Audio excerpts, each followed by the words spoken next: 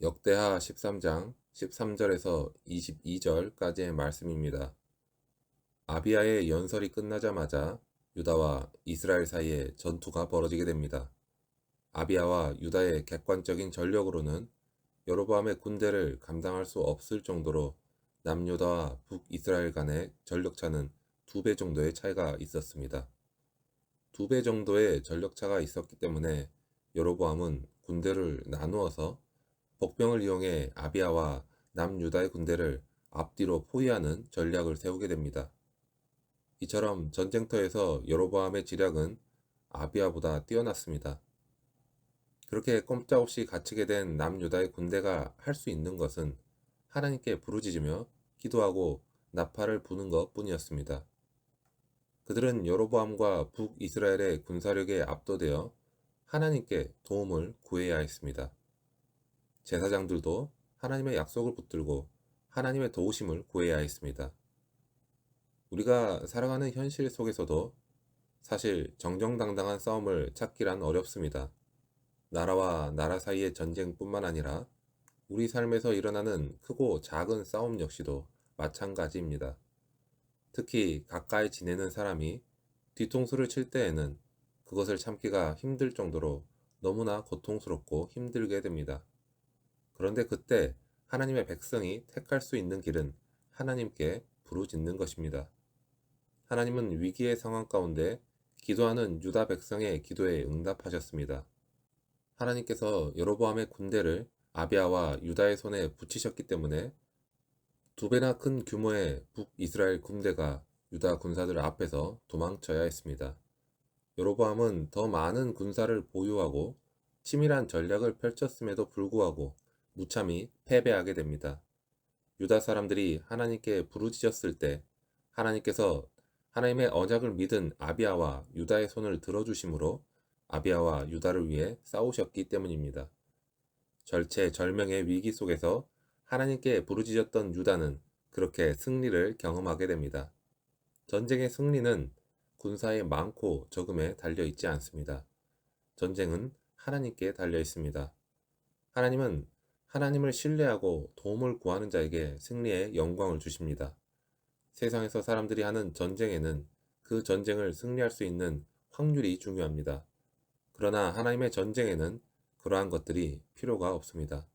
승리할 확률이 전혀 없어서 상황이 바뀌지 않았는데도 마치 거짓말처럼 전쟁이 승리로 끝나기도 합니다. 잘 싸우고 이길 수 있게 도와달라고 구하는 것을 넘어서서 전쟁 자체를 하나님께 맡기고 하나님의 말씀에 순종하는 것이 하나님께서 우리에게 요구하시는 믿음입니다. 성경은 유다 자손이 승리한 이유가 그들이 조상들의 하나님을 의지했기 때문이라고 명시합니다. 앞은 홍해가 막고 있고 뒤는 애굽의 군대가 쫓아오는 너무나 큰 위기 앞에서 이스라엘이 취할 수 있는 행동은 아무것도 없었습니다. 그때 하나님께서 홍해를 가르셨고 이스라엘 백성을 쫓아온 애굽 군대를 수장시키셨습니다. 하나님을 의지한다는 것은 하나님 외에 다른 대안이 없다는 것을 인정하는 것입니다. 사면이 모두 막혀 둘러싸인 상황에서는 다른 대안이 없습니다.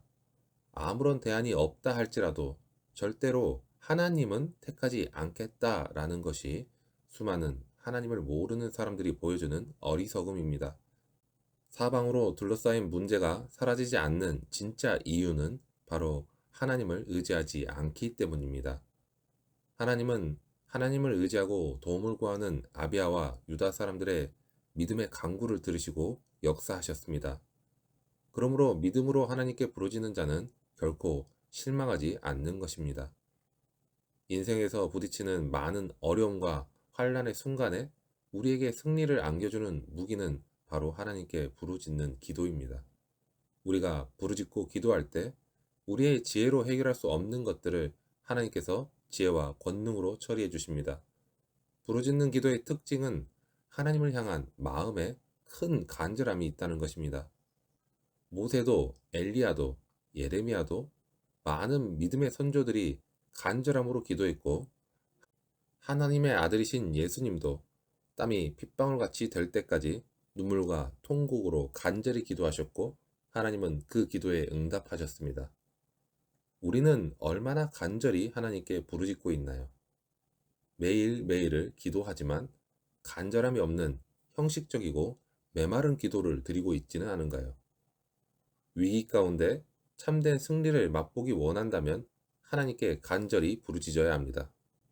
우리가 기도 중에 마음을 쏟고 하나님의 도우심을 간절히 구할 때 하나님은 우리의 기도를 들으시고 기쁘게 응답하실 것입니다.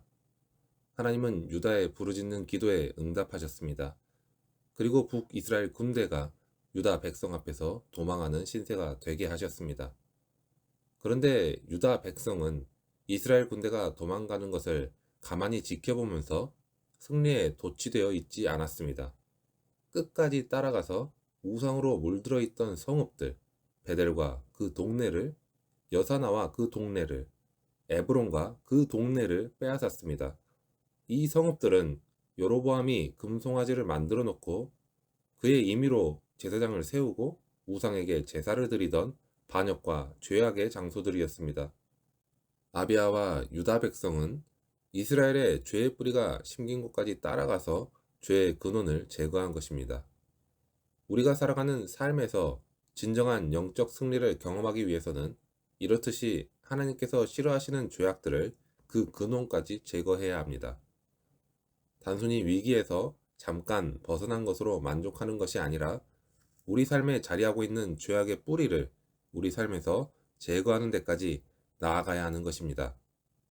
이것이 바로 하나님께서 우리에게 요구하시는 회개이자 우리가 하나님 앞에서 정결함을 얻을 수 있는 비결입니다. 하나님이 기뻐하시는 거룩한 삶의 모습으로 회복되는 것이야말로 우리가 사모해야 할 진정한 승리인 것입니다.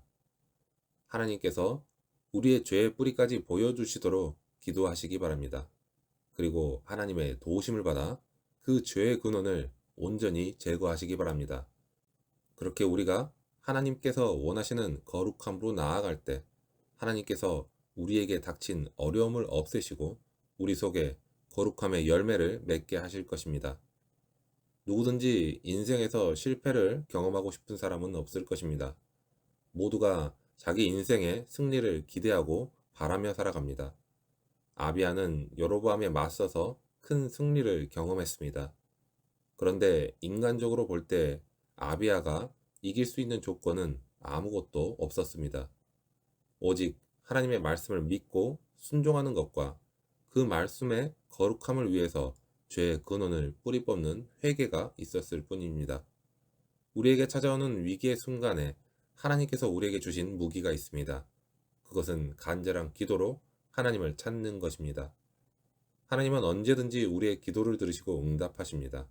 뿐만 아니라 우리가 뇌면의 죄를 성찰하고 그 죄의 뿌리를 제거할 때 우리 삶의 위기를 제거해 주시고 우리가 진정한 승리를 경험하도록 크신 은혜를 주실 것입니다. 이제는 우리 인생의 어떠한 문제 앞에서 우리가 어떤 마음가짐과 태도로 우리의 아버지 되시는 하나님 앞으로 나아가고 있는지를 돌아보면서 죄의 문제와 말씀에 순종하는 자리까지 온전히 아버지께서 원하시는 데까지 순종하며 나아가는 우리 모두가 되기를 축원합니다.